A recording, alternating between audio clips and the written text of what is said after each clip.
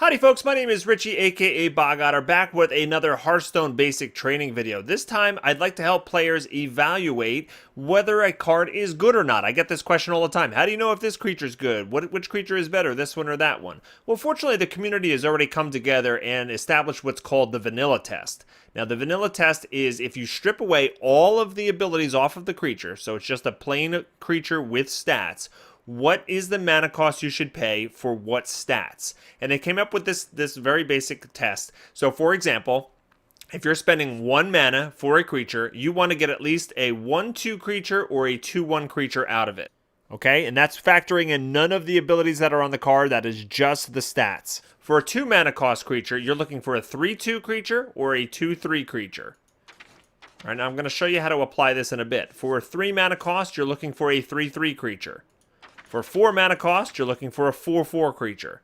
And it goes that way all the way up to 7. So you go 5 mana, you want a 5/5, 6 mana, you want a 6/6, etc. Now, how do you apply this? So what you want to do is you want to look at the mana cost of the creature, and you want to say, hey, does this creature pass the vanilla test? So for a Murloc Raider, we have 1 mana cost, and the vanilla test says we need a 1/2 or a 2/1 creature. So yes, the Murloc Raider passes the test. Does that mean this is a good card? No, but this means it's the absolute minimum you want in terms of stats for that mana cost. And then you get to evaluate any powers that are on it. So when we're looking at vanilla cards, that's how you kind of evaluate it. And that's how you can kind of tell a good card from a not so good card. Let's go right to a perfect example. So let's look at a Yeti, because it's got no abilities on it. The Chillwind Yeti, you know I've talked about this card before. For 4 mana, the vanilla test says we want a 4/4 creature, and this is a 4/5 creature. So you can see it's actually better than the vanilla test. Not only does it pass the vanilla test, it's even better, especially because the extra stat is on the health side, which is more important. So the Chillwind Yeti is a great card because of the vanilla test. Another card that passes the vanilla test and does a very similar thing than the Yeti is the Boulder Fist Ogre. So we typically would get a 6/6 creature for 6 mana, and here's a 6/7 creature. All right, so it's pretty easy to evaluate at that point whether or not you're getting a good deal, as long as they don't have any abilities on them. That's where things get a little bit trickier. Let's compare 2 creatures to see if we can evaluate which one is better in most situations. So the Magma Rager, this is 3 mana cost, and you get a 5/1 creature. Well, typically you want it to be a 3/3 creature at the baseline, but that is 6 points of stats, and this actually gives you 5/1, which is 6 points of stats. Let's try to see what is better, that or an Oasis Snapjaw, another vanilla creature.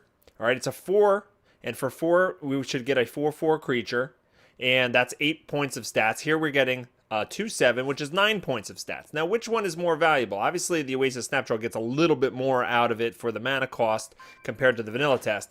But the big difference here is the fact that the stats are weighted heavily on the Magma Rager towards the attack, and the Snapjaw is weighted more towards the health. Now, the problem with the Magma Ranger is you're going to put it into play, and most likely, before it gets to do its big whopping 5 damage, it's going to be taken out. It can be taken out for 2 mana with a Mage hero power. It can be taken out by pretty much any creature in the game, and you're not going to get a lot of value out of the Magma Rager because of that fact. So let's take a look at what the Snapjaw can do. Sure, it's not very beefy on the attack side, and so it may not have a lot of board impact. And I'm not saying the Oasis Snapjaw is a great card, but it is feasible, or actually fairly likely, that it could take out 1 or 2 of these smaller creatures from the earlier game and still get to survive. So Oasis Snapjaw, even though these are both vanilla cards, the stats are better for the mana cost on the Oasis Snapjaw than the Magma Ranger. So let's factor in some examples when we actually start looking at creatures that actually have an ability on it. Certain abilities are going to be more valuable than others. If you get to draw a card on top of playing the creature, well, that's going to really increase the value, and you can take a dip in the health or the attack power as a result of it. So we'll look at a card like Gnomish Inventor here. 2/4 for 4 mana doesn't pass the vanilla test, right? It's 2 attack power off, but you do get to draw a card immediately after it, so it replaces itself. So this can actually be considered a decent card as a result.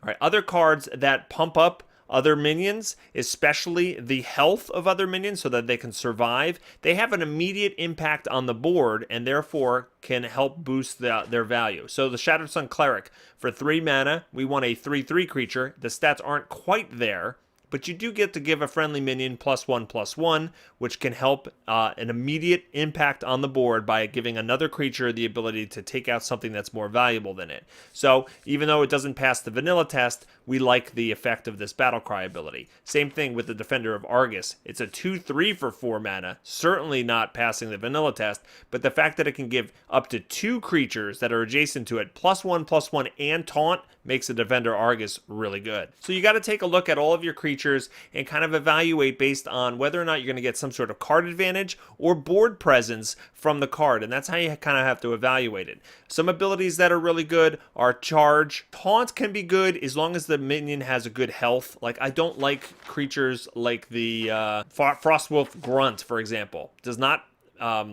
pass the vanilla test because it's not a 3/2 or a 2/3, and the taunt really doesn't do anything because it's a low health minion and it's going to die by the first thing that attacks it in most cases. Abilities like Divine Shield are great, so even though that the 3 mana cost, we should be getting a 3/3 creature, not a 3/1, the Divine Shield makes it so most of the time the Scarlet Crusader is going to be able to kill something and before it dies, and that's a big factor. You know, you want cards that have a shot at killing 2 creatures or 2 cards with it. Scarlet Crusader can do that. You can kill one with the Divine Shield still on, and then maybe they have to use a spell or an ability to actually kill the Scarlet Crusader for good the second time.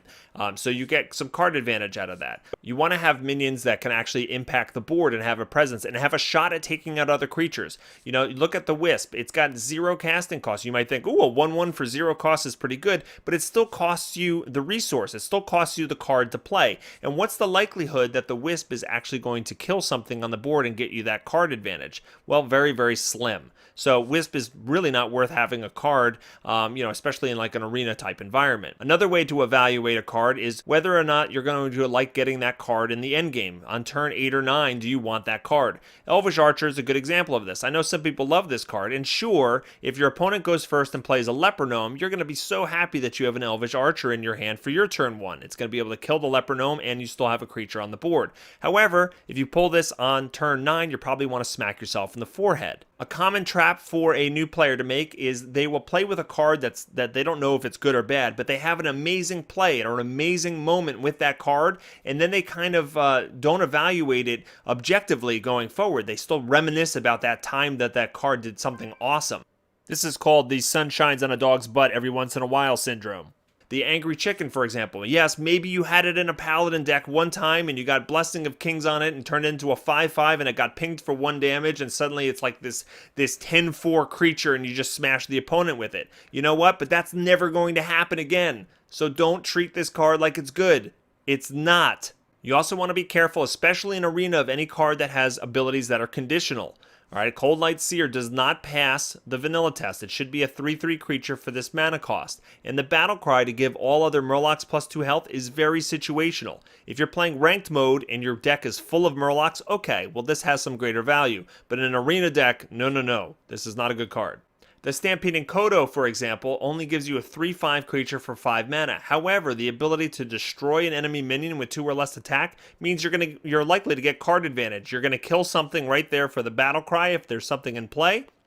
And then they're going to have to use a card or more than one card to actually kill the Stampeding Kodo that's on the board. You can get great value out of the Stampeding Kodo. So take a look at your cards. Apply the vanilla test to see if they have enough stats even without the abilities, and then take a look at the ability and see if you can get some sort of card advantage or board presence out of them. Before I wrap up here, let's take a look at an arena choice I had to make recently, and we can actually apply the vanilla test method. So here we have the Azure Drake, the Questing Adventurer, and the Mana Addict. And I'm going to ignore everything else in my deck at this point. We're just evaluating these 3 cards. Now, none of these cards pass the vanilla test. The Azure Drake should be a 5/5 for its mana. The Questing Adventurer should be a 3/3, and the Mana Addict should be a 2/3 or a 3/2 for those mana costs. But let's take a look at the abilities. The Mana Addict, well, whenever you cast a spell, it gains attack till the end of turn. That's very situational. It requires you have a lot of spells in your hand, and the effect doesn't last longer than the turn. The questing adventurer, whenever you play a card, you gain +1/+1. It impacts your health and is permanent, but it still depends on other cards, which makes it a little bit situational. It's still a good card, but in order to get some value out of it, you probably have to cast at least 2 other spells before the opponent can kill it off. The Azure Drake, however, comes into play and you draw a card immediately, getting that card advantage. And it also has another ability which is situational, spell damage, but it still can be impactful. So the Azure Drake would be my choice here. Well, I hope this video helps you take a look at your cards in a new light and helps you evaluate which cards are good and which cards aren't. If you have any questions, please leave them in the comments field below. And don't forget to subscribe for some more Hearthstone video action. On the screen is a video of my first basic training guide on card advantage. Click that if you're interested. And click the little character portraits down below if you're interested in seeing a budget mage and a budget druid guide video. Thanks very much, and I hope you have a great day. Take care.